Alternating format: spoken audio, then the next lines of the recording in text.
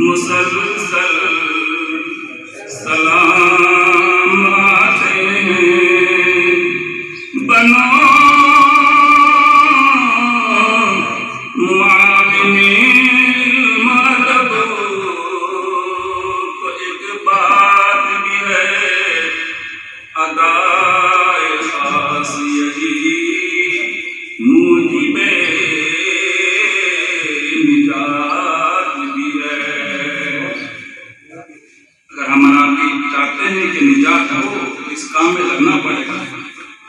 ये मस्जिद व मकतब है मिल्लत की पनाहगाहें।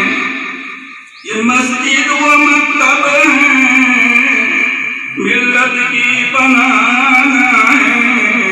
मौला से मिलाती है बंदो यही राहें। खामोश है दिल भरी महफिल में चिल्लाना अच्छा नहीं। खामोश है दिल भरी महफिल में चिल्लाना अच्छा नहीं। पहला अदब करीना है मतलब करीनों से बादब नसीब दिया बिल।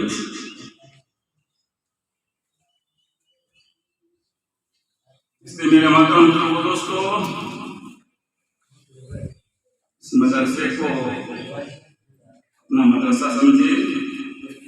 ये हमारे मोहतरम साहब है अल्लाह बहुत मेहनत करता सींचा है इसे दोनों से कुछ तृष्णा लबों में। सींचा है इसे